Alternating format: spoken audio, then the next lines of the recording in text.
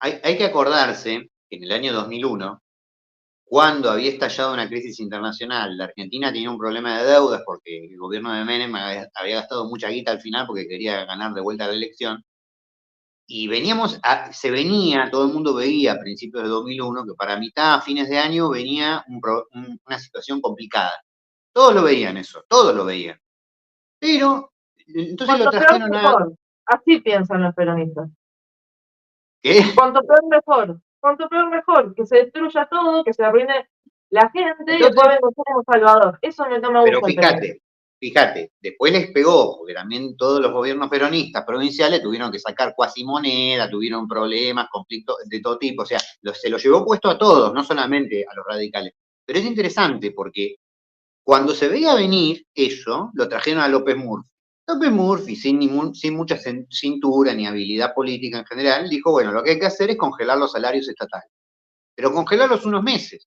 Hay que tratar de bajar el nivel de gasto para pasar este momento. Después, Y más yo me adelante, acuerdo de eso. ¿eh? Yo me acuerdo de eso, que después lo echaron. Y lo echaron a Que la la abuela semana. dice que era A lo que la tenía que semana lo hacer. rajaron. Y lo rajaron los radicales, o sea, gente que en teoría no era peronista.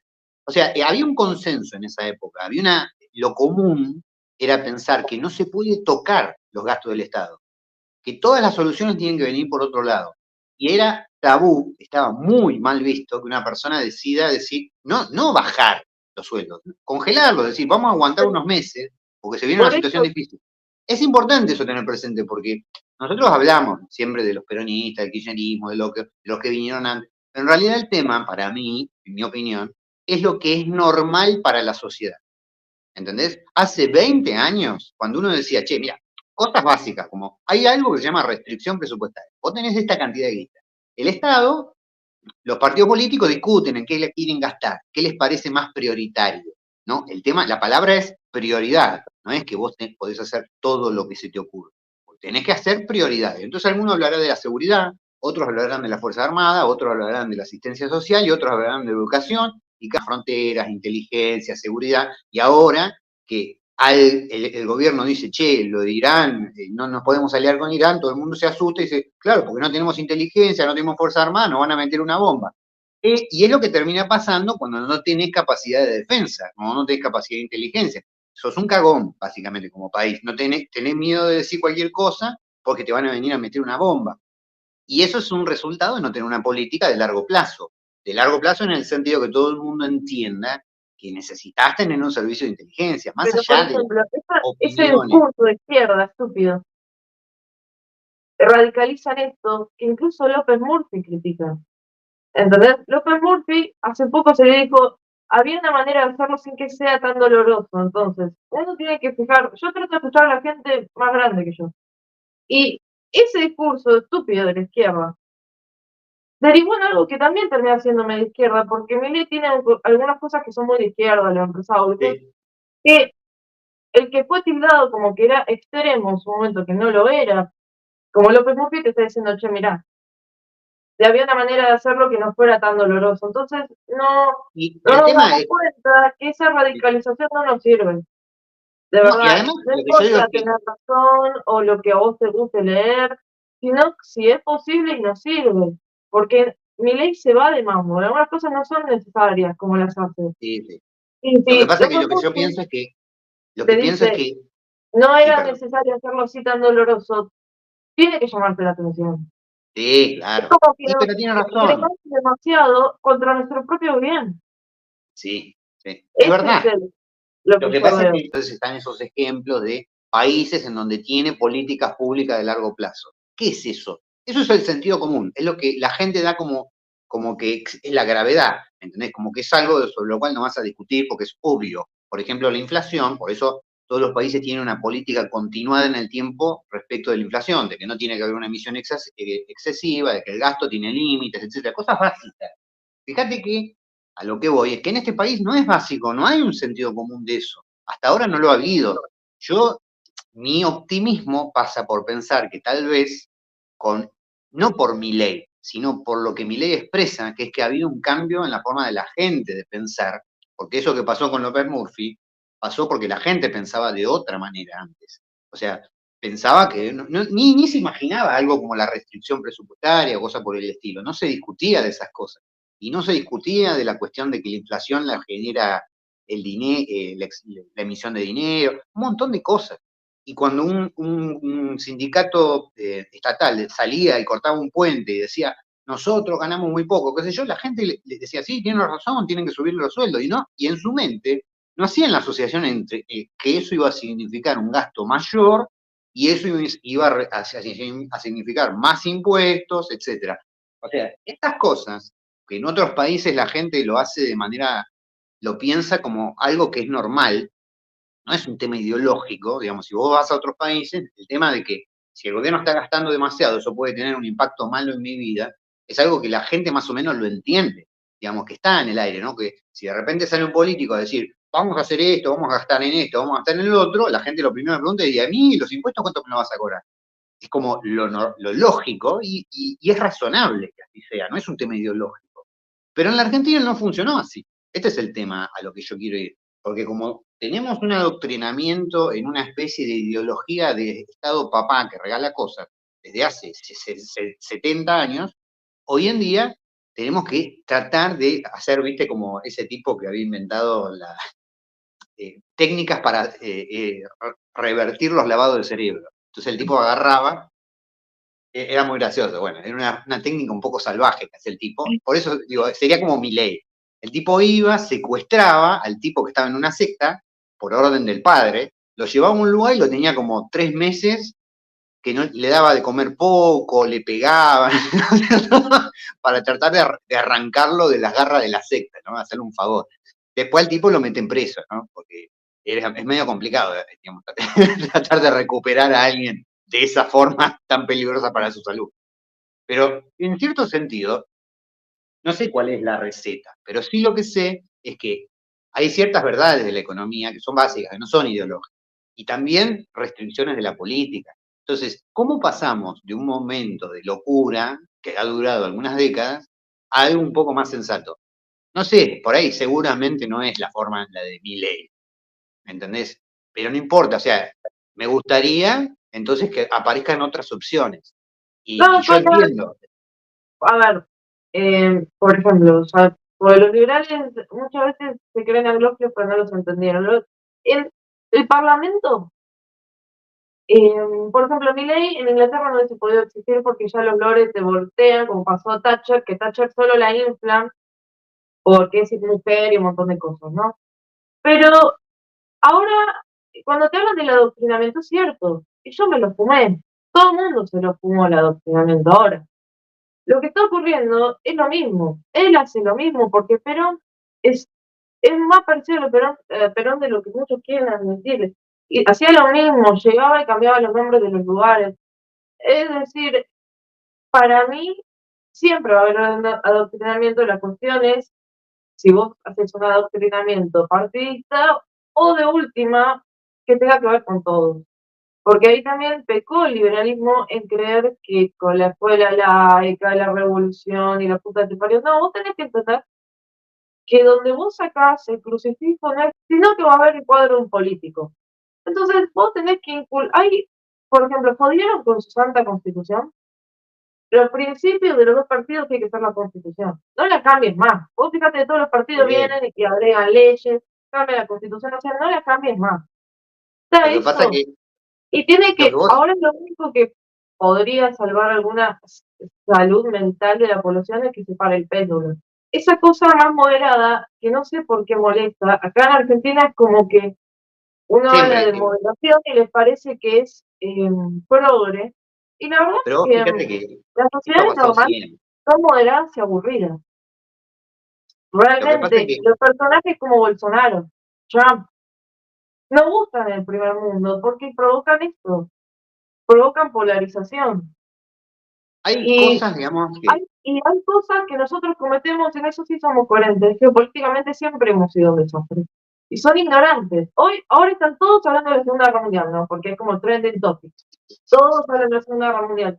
Y le ponen ideología en algo que realmente fuimos neutrales. Por ejemplo, ahí estaba esta Ahmed Chet, no sé, debe ser judía, diciendo que no, en la Segunda Guerra Mundial habíamos sido neutrales porque estábamos con Hitler. Es como, no, mira, fuimos neutrales, estimada, porque le mandábamos comida a Inglaterra y los alemanes no nos hundían los barcos. Le digo, lástima que después el señor amante de los descamisados no usó el crédito que teníamos de libras y no aceptó la colaboración americana de que Inglaterra nos pague porque Inglaterra le debía a todo el mundo. Sí. Y eso lo de los No, y de ferrocarriles. hecho, Y una parte de ese pago fueron los políticamente ferrocarriles. somos un desastre, pero todos los gobiernos, no se salva ninguno. Pero eso Es yo que pienso, mi hipótesis es que eso se debe a una falta de conocimiento de qué es la realidad. O sea, y porque eso no son es una cuestión ideológicas de las alianzas que creencia. hacen todos los gobiernos. Y, el poder a veces tienta a pensar que vos con discursos podés alterar la realidad, las restricciones de la realidad. Y eso es lo que diferencia una sociedad civilizada de una sociedad primitiva. Este es el núcleo del problema, que vos tenés que aceptar que hay restricciones de la realidad. Restricciones al poder, restricciones a un montón de cosas. Y es importante trabajar con esas restricciones para ser eficaz en lo que uno hace.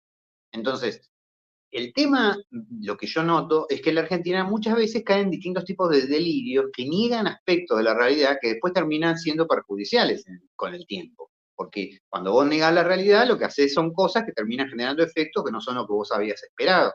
Entonces, una política mesurada hasta en lo militar, en lo que sea, tiene que ver con entender las condiciones en las cuales vas a actuar y cuáles son las restricciones, los problemas que van a surgir y tener una estrategia más o menos que se adapta a la realidad. Y eso requiere, en sociedades complejas y urbanas, que la masa de la población entienda esas restricciones también, más o menos, por lo menos una masa crítica que permita que la política haga cosas más o menos sensatas en el tiempo. Este ir y venir entre líderes mesiánicos que prometen soluciones mágicas tiene que ver con que la población tiene que entender que el Estado no es Papá Noel, por un lado, y por otro lado hay problemas que van a seguir apareciendo. Entonces, si aparece ese nivel de entendimiento, que es lo que yo me refería con lo de López Murphy, es que la sociedad por ahí ahora empieza a entender un poco más el fenómeno de la inflación. Bueno, entonces por ahí empieza a exigir en el tiempo que todos los que vengan tengan ciertas conductas determinadas, ¿no? O sea, que haya cierto nivel de independencia del Banco Central, o pasar una dolarización, que es básicamente tirar la toalla y decir, uno, hoy se entiende, mañana van a volver a hacer lo mismo, entonces eliminemos la moneda. Yo entiendo de dónde viene eso, y no sé si es lo correcto o no, pero va a ser una restricción la dolarización de la economía que va a generar otros problemas a futuro, pero por ahí nos va a resolver un problema que tiene que ver con nuestra incapacidad de tener moneda propia. Y eso es un ejemplo solamente de las decisiones que tiene que tomar un país en función de adaptarse a la realidad. Vos lo nombrás diciendo, bueno, no hay que ser extremo, no hay que dejarse dominar por la ideología, por la creencia, y es lo mismo, estamos hablando de lo mismo. O sea, entender cómo funciona el mundo. Y esto también se aplica a la arena internacional. Nosotros pudimos ser neutrales en el pasado porque estábamos lejos del campo de batalla, básicamente. Pues si estuviéramos pegados a Rusia, o hubiéramos estado cerca de Alemania, o hubiéramos estado cerca de la zona de conflicto, la Pero esa neutralidad deja incapacidad de de ser ver algo las tan cosas como posible. son, es lo que es, no está ni bien ni mal, fue lo que ocurrió. Pero esa incapacidad de Sí, ponerle una ideología a algo que fue neutralidad comercial, tiene que decir mucho de cómo somos. No, no entendemos lo que pasa es nada. que Y eso hoy lo pudimos tenemos, hacer porque estábamos lejos. Esto es una cuestión. A veces, para poder mantener el comercio, tenés que aliarte, tenés que tomar partido. A veces no. No es todo lo mismo. Entonces, a veces hay que leer correctamente la situación, que es lo más difícil. En tener la información, leer correctamente lo que está sucediendo y saber qué es lo que más te conviene. En este momento, por ejemplo, en la arena internacional, la Argentina tiene un problema que se lo generó en las últimas décadas, que es que no ay, somos no me está- neutrales, no somos neutrales, nosotros nos aliamos con Irán. De hecho, en la práctica, vía Venezuela, Venezuela, Irán, la triple frontera, llena de gente de Hezbollah, asociada con el narcotráfico, etcétera, y nosotros estamos metidos en ese chanchullo, esa es la verdad. Entonces ahora el país tiene que empezar a dar señales de que va a cambiar la dirección de sus alianzas estratégicas internacionales. Tenemos una base china en el sur, o sea, es complicado. Entonces, Ahí lo que hace falta es una lectura correcta de la realidad y medidas que sean inteligentes, no motivadas por meras creencias. Yo entiendo que ese es el punto débil de Milei, que se va de mambo en su No, lo que pasa es que convicción Milei tiene abstracta. dos cosas. Milei, primero que por ejemplo, Massa antes de irse. Lo cierto es porque todos dicen pelotudeces. Vos, cuando hablas de lo del BRICS, vos tenías dos explicaciones. Te decían primero que era una alianza comercial, que está bien. Y si no, la otra explicación es que era un alineamiento geopolítico. Ella decidieron. Ahora, ¿cuál es la realidad? La siguiente, China no quería que haya flujo de dólares acá. Entonces, digamos que la campaña de Massa, incluso a Milei, porque vino del mismo lado, nos salió cara. Y digamos que nos prostituimos por unos yuanes para pagarle la campaña a Massa, pero ese es el trasfondo. Ahora, ¿qué es lo que pasa? Massa te deja esa bomba de tiempo antes de irse. Y hay algunas cosas que para poder manejarlas bien tiene que ser alguien no como Milei. Porque Milei, hay una fina línea que esto no lo pueden ver ninguno de los dos sectores. Que es que Milei está alineado no a Occidente, es un alineamiento raro, porque él viene del sector este de Trump, que tiene el mismo, se toca con Venezuela en la parte de Bukele, y se toca con Rusia. Y es más, cuando vino Blinken acá, que ellos, claro, los peronistas te van a decir vende patria, los otros van a decir Estados Unidos me apoya, no fue así. Porque para Milei es como que no le importa la alianza Estados Unidos, le importa mientras no sea comunista, y Biden para él es comunista, y a la vez la postura que tiene con Israel no la tiene ni Estados Unidos, porque incluso Biden no es muy permisivo con los israelitas, pero aparte también, porque estos medio termo nacionalistas te dicen que Israel maneja a Estados Unidos, y no, la verdad es que los judíos no somos los políticos. Y ellos tienen, es oriente, tienen causa. Y ya le había dicho a Biden que no hiciera lo de Rafa, porque Israel necesita a Estados Unidos. O sea, es como, es el protector de Israel. Y le dijo que luego, entonces cuando viene Blinken, le dijo, esto está en las páginas americanas, porque acá nosotros, me habla mucho de libertad, qué sé yo, pero no ponen los diálogos del canciller, que eso es muy común, los países te ponen que hablaron en las relaciones internacionales. Yo me meto en la página americana para ver. Que Blinken le dice sí, pero luego de la guerra no puede haber mayor ocupación israelita en Gaza. O sea, Milei tiene una postura con Israel que no la tiene ni Estados Unidos. Y él se tiene que elegir entre Estados Unidos abstracto e Israel, elige Israel. ¿Qué es lo que me pasa ahí? Que a ver, me importas un conflicto ideológico que nada, no me importa si te parece bien la causa, pero vos no puedes decir, por ejemplo, cuando fue lo de Bloomberg, que le pregunta algo de Israel, y que dijo, Biden dijo que no, tal cosa, y dice, yo apoyo siempre el Estado de Israel. O sea, en diplomacia te tienes que manejar un poco diferente. El problema que traemos anterior es que es cierto, y a mí yo lo dije muchas veces y no sé, tal vez lo subestimaron, no les importa, piensan que de nuevo es una buena causa. Hezbollah tiene mucha operación acá real. Y también porque les parece una buena causa contra la opresión de Occidente. Bueno, ¿qué es lo que ocurre? Pero vos fíjate, hay uno que es el primo de Bullrich, que es un islamita converso, que es el gurú de los peronistas. Esa parte ideológica la hicieron muy bien porque vos fíjate que incluso hay estos católicos que reniegan de Roma, que te defienden países que un católico nunca te iba a defender, como China, Rusia, cosas que yo no las he visto nunca en mi vida. Y ahí me hiciste una cosa que no me gusta, porque se sabe, de nuevo, que los servicios de inteligencia están desmantelados, no existe, y es lo único que realmente te puede dar información sobre el narcotráfico triple, no solo está Hezbollah en la triple frontera, todas las agrupaciones pedorras peronistas que se te ocurra, hay algunos así. Entonces, no me estaría gustando que me importen esos conflictos. Y de nuevo, vos fíjate que los peronistas te van a decir que el COVID fue un invento yanqui, o sea que es el nuevo orden mundial, que es oro, pero ignoren lo obvio, que de dónde vino, de China. El problema con Milei que se vio acorralado, porque él iba para mí a hacer tiempo hasta que asumiera Trump, es que vino la mujer esta Richardson por el tema de la base china, porque habló del fentanilo. Porque es cierto, el fentanilo es como una guerra, la nueva guerra química de China, que está matando 100 personas por día a los americanos. Entonces, está la triangulación esa del precursor del fentanilo, que luego va a México y luego a Estados Unidos. Entonces él se sintió acorralado porque postergó mucho la firma de los F-16, la postergó porque Biden es un guerrero de la justicia social,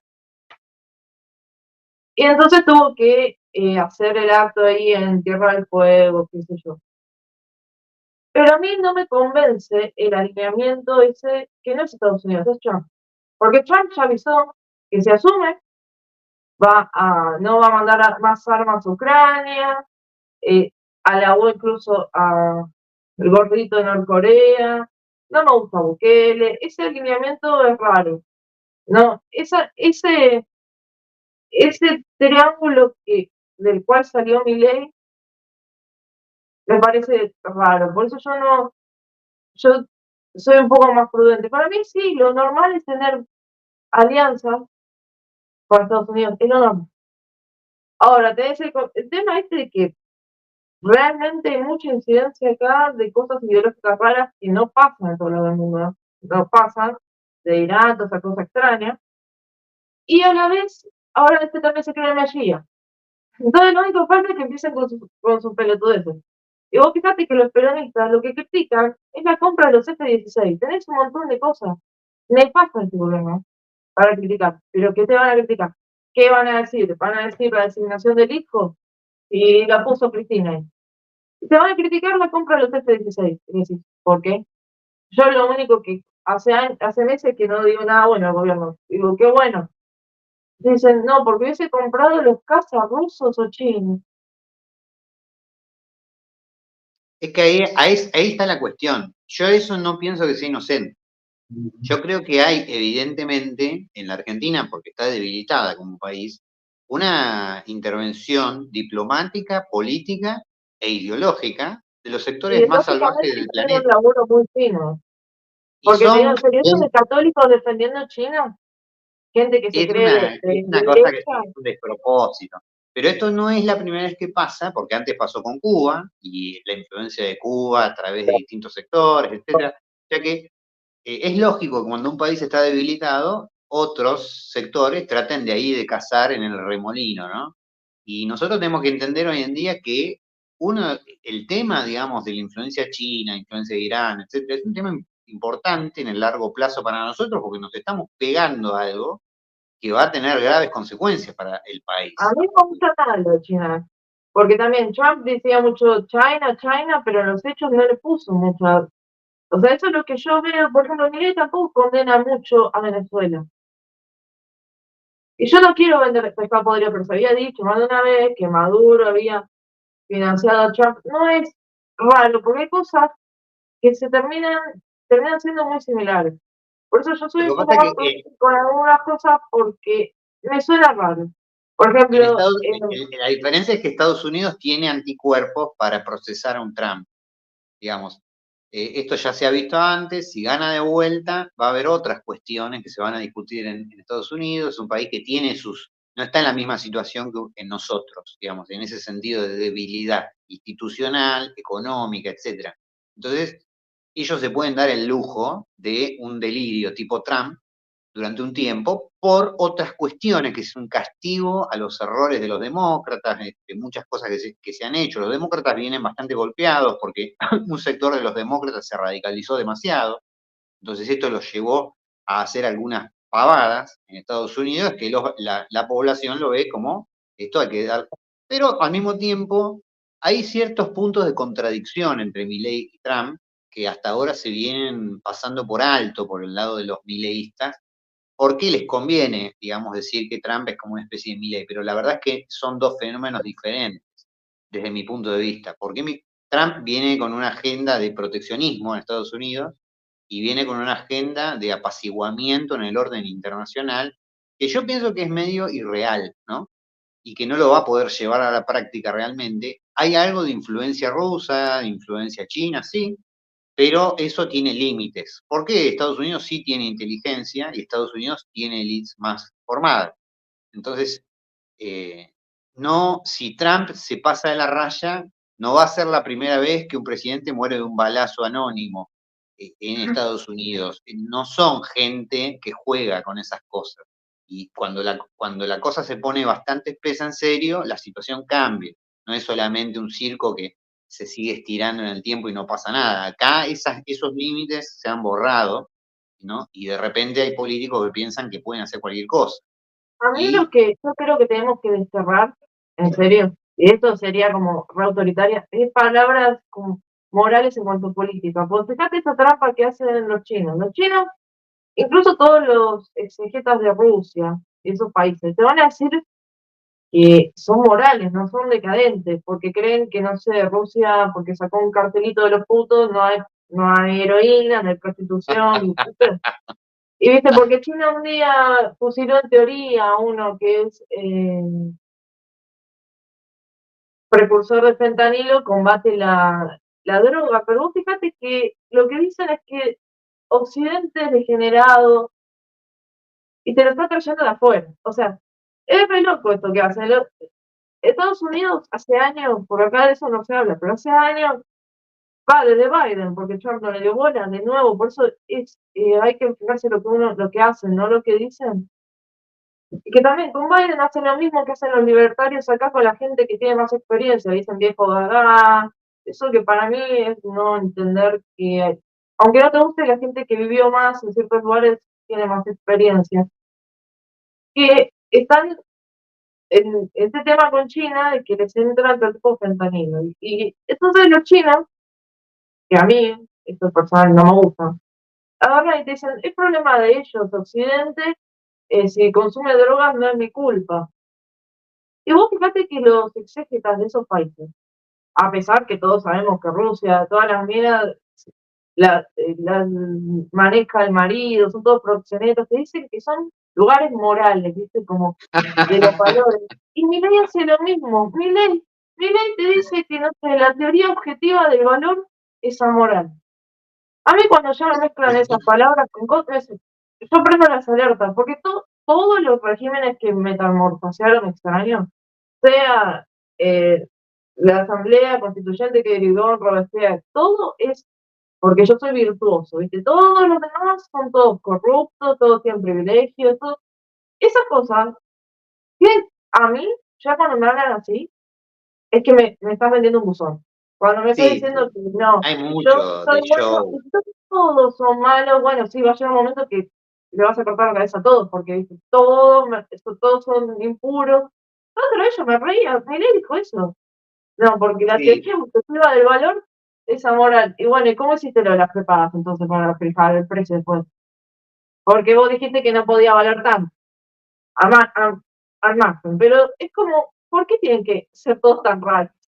sí, sí. Son Yo, todos la verdad tan raros, que, por no sé. ejemplo, hay cosas que a mí me asombran de la historia, porque hace un tiempo hice una publicación sobre lo que es revolución y reacción, ¿no? Derecha, izquierda, etcétera, la dicotomía. Y la visión dicotómica de cómo primero puede haber un impulso hacia la izquierda demasiado delirante y es contrastado con una reacción que trata de volver hacia atrás la situación. Y no es un juicio moral que hago que eso esté bien o mal, digamos, porque uno no puede decir que un terremoto es moralmente malo. Las revoluciones son fenómenos complejos que pasan por un montón de causas. Pero a lo que voy es que me asombra que algunas reacciones lograron moderarse y constituir un orden que después llega a un equilibrio, caso Franco, caso Pinochet, o sea, ha habido casos de esto, de reacciones que reprimen la revolución, logran restaurar cierto orden, pero después lo hacen sobre la base de un nuevo equilibrio más moderado a futuro, no con un relato de nuevo maximalista, etc. Entonces, esa parte de cómo se logra eso es muy difícil de ver en historia, porque la historia no es una cosa tan lineal, ¿no? Donde hay recetas que se pueden aplicar. Evidentemente, cuando una sociedad se tuerce hacia la izquierda demasiado, aparece una reacción a eso.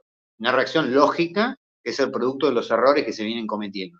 Y esas reacciones a veces hacen lo que hace Milei, exageran, gritan, hablan de moral, etc. Y es normal porque están disputando con los viejos relatos de izquierda a la manera como hacían esos relatos de izquierda. Entonces uno empieza a notar que hay cosas de esas reacciones que tienen una lógica que parece como de izquierda.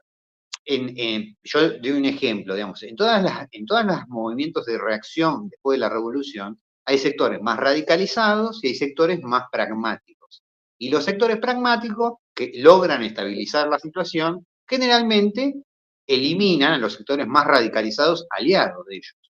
Y logran después relanzar un nuevo equilibrio de una sociedad, digamos, que logra salir de la lógica de la guerra civil. Es muy importante eso. Si uno lee la historia, digamos, de lo que fue todo el problema de unitarios y federales, etcétera, fue un tema en la Argentina, cómo lograr acabar con esas divisiones, esa tendencia a la guerra civil constante. Rosas lo intentó también, y los que vinieron después lo siguieron intentando también, porque después se transformó en los rosistas contra los antirrosistas, etcétera. ¿Cómo superamos esto? Es la pregunta. Y ahora sería algo parecido, ¿cómo superamos esta cosa de kirchnerismo o anti-kirchnerismo? Que sigue siendo un obstáculo para el desarrollo de una política más sensata. ¿Por qué? Porque discutimos cosas que son abstractas, ideológicas, extremas, que parecen, ¿no?, que no van a tener una solución, porque es un péndulo que va de un lado al otro y seguimos discutiendo en términos de creencias y no de pragmatismo y de comprender cómo funcionan las cosas. Y yo eso lo veo también. Lo que pasa es que es muy difícil decir cómo se logra salir de esa lógica doctrinaria, ideologizada, etcétera, y tan polar, que es una especie de guerra civil simbólica, ¿no?, que sucede entre distintos bandos que todos dicen que son morales, que ellos tienen la receta, hay que eliminar al otro, etcétera. En la Argentina es mero discurso hasta ahora, ¿no? Eso es lo bueno, que no estamos en una guerra civil real, que es mucho más difícil salir de una guerra civil real. Entonces digo, bueno, tal vez no es tan difícil, porque como no estamos a los tiros, no es tan complicado. Hay sociedades que sí estuvieron a los tiros y salieron. Entonces, no estamos pidiéndole tanto al pueblo argentino, digamos, simplemente, si ya en el pasado nos matábamos a tiro por política y había bandos que se creían iluminados y qué sé yo, eso no es la situación hoy. Entonces, eso fue un paso adelante, modesto, pero un paso. No abandonamos la retórica de esa época, de los 70. Seguimos con esa retórica medio maniquea. Bueno, ¿cómo podemos superarla? Bueno, sí, Milei no parece un camino hacia la superación. Parece que simplemente es otro exponente más de esa tradición, pero tal vez hay en el germen del fenómeno Milei la posibilidad de un compromiso a futuro, porque tampoco se puede, y yo no escucho, en realidad sí, hay ciertos mileístas que hablan, ¿no?, de liquidar al peronismo, liquidar, pero son todas expresiones así grandilocuentes, que no creo que se lo crea nadie realmente. La gente que votó a Milei no espera eso, no espera que haya una purga ni nada que se le parezca. Me parece que todo el mundo lo que quiere es que la situación se estabilice un poco y que la política entienda que hay ciertas restricciones y que el que venga después no cometa algunas locuras. Y creo que lo bueno que tiene Milei es que tiene tanta inexperiencia que la mayoría de la gente que lo apoya no lo apoya incondicionalmente, como una especie de amor ciego. Sus fanáticos sí, eso es verdad, y esa es la parte preocupante. Pero la masa de la gente que lo votó no. Y eso es importante también, porque lo que me dice es que tal vez a futuro haya un desencantamiento con él y pueda venir otra cosa, pero que esa cosa que venga tenga límites en el sentido de hacer cosas sensatas, ¿no? Y hoy en día no aparece en el horizonte porque es un fenómeno reciente. Yo no sé si eso es lo que va a pasar, pero sí sé que es importante salir de esta dicotomía y de esta cosa ideológica tan extrema de la cual venimos después de décadas, ¿no? Recuerdo a Alfonsín diciendo la democracia se educa, se come, qué sé yo, se creían que iban a resolver todo hablando de democracia, y eso es parte de nuestra falta de evolución, digamos. Los problemas no se resuelven hablando de palabras abstractas, sino resolviéndolos en términos concretos, ¿no? La Argentina tiene una serie de desafíos concretos que tiene que resolver. Y tal vez el hecho de tener que resolver esos problemas nos haga dejar de perder el tiempo hablando de tantas abstracciones en el aire, que son interesantes si uno le interesa estudiar sobre, qué sé yo, filosofía. Yo entiendo, porque como tengo esa beta intelectual, me interesa en términos teóricos hablar de esas cosas, pero eso no es lo relevante para un país. Eso es algo evidente. En la política no se trata de eso, de transformarlo en un debate teórico o de moral o una cosa por el estilo. Se trata de resolver problemas. Por ejemplo, nosotros tenemos un problema con la seguridad. Y tenemos un problema porque no tenemos suficientes cárceles. Y no tenemos dinero para construir cárceles. Y los jueces no mandan presa a mucha gente porque no hay lugar en las cárceles. Es un problema pragmático, concreto, que es necesario ver cómo se hace, ¿no? Eso es y estoy hablando de una cosa completamente aislada, ¿no? Digo, hay un montón de problemas de ese tipo, de problemas prácticos, de problemas de... El servicio de inteligencia está desmantelado desde la época kirchnerista, que eso Macri intentó reagruparlo, pero no se pudo. O sea, los servicios de inteligencia, con todo lo que se pueda decir, son los únicos que te pueden dar un montón de información. Eso está desmantelado. Después el sector policial tenés un montón de baches, pero eh, no creo que realmente yo veo que no sé si a alguien le interesa. Yo hace mucho planteo lo de las fuerzas de seguridad. Lo mismo gendarmería, vos fíjate, tiene que llamar la atención cuando se prioriza mucho el sector de seguridad y ya se lo empieza a ideologizar, porque es lo que hizo Patricia Burrich. Los gendarmes ganan muchísimo más que cualquier efectivo de las Fuerzas Armadas y ya le puso con la viborita, esas cosas que hacía el peronismo que a mí no me gusta. En cuanto a los regímenes que vos decís, con Franco y eso, es cierto. Yo lo reivindico en su tiempo y espacio, porque yo los estudié mucho, Rosas también, y lo que hicieron no fue destruir. O sea, venían de situaciones complejas, y por más que incluso el inglés que me gusta se reía un poco del eslogan ese muerte a los salvajes unitarios, porque realmente la imagen que tienen de Rosas eh, es muy inflada en algunas cuestiones. En el sentido de agresión, hubo la época del terror, sí, pero es como cuando hacen los periodistas lo de la dictadura del 76, ¿viste? Como que de pronto cayeron de una onda y no. Bueno, pero Rosas entendió que nos servía a todos y eso se detenía. El error de los liberales es ese, el error de los liberales es que continuaron socavando el poder y que sus ideas, después les llama la atención cuando no hay institución. Porque Mariano Moreno ya empezó a poder con la expropiación de las iglesias, Rivadavia también. Yo a eso le llamo el error del radicalismo en general, de todas las formas. Es un error, sí, es un error típico de las formas radicales. Que esa línea histórica que comenzó en Francia, vienen con muchas palabras, viste, como libertad, y después se metamorfosean raro. Eso sí lo veo, viste. Y Rosas no destruyó. Eso es lo que hay que entender. El tipo, incluso, bueno, era restaurar las leyes del virreinato, pero él consideraba, por ejemplo, que el virreinato tenía muchas políticas económicas confiscatorias, y eso lo dejó, no lo integró, digamos, o sea, las leyes del virreinato sí, con los fusilamientos, es verdad, lo de Camila, eso es verdad, pero no, es como que, y Franco, por ejemplo, no era un hombre así que estaba solo como Robespierre ahí y emitía todas las decisiones de él. Incluso de la facultad había rojos y no los mató a todos. O sea, yo veo que a veces han inflado cosas que no fueron tan así y han puesto demasiada palabra libertad en cosas que empezaron con libertad y no terminaron muy liberales. Y lo que le critican mucho, viste, académicos a Franco es que no tuvo ideología, porque es cierto, fue muy aburrido el país en el momento, pero porque así funciona y así, si no hubiese existido Franco, no podría haber habido democracia, porque antes de Franco no había clase media. Y todo el mundo entiende que para que haya una democracia más o menos normal tenía que haber clase media. Pero también hay otra lección, digamos. Que él cuando muere, ¿qué dejó escrito? Dejó todo atado, bien atado, y que los españoles acepten al rey y lo que tiene, o sea, no es que dijo, ahora va a venir el rey con su democracia, no lo acepten, o busquen venganza, o sea, él sabía que era transitorio y que él había hecho su trabajo y después el proceso continuaba. Como los liberales no pueden ver que sin Rosa no hubiese podido habido constitución. Entonces contrapone los personajes que no entienden eso. Y pasó que todos estos que te hablan de libertad, muchas veces, como Robespierre, la verdad es que eh, fue mucho más tiránico que Franco.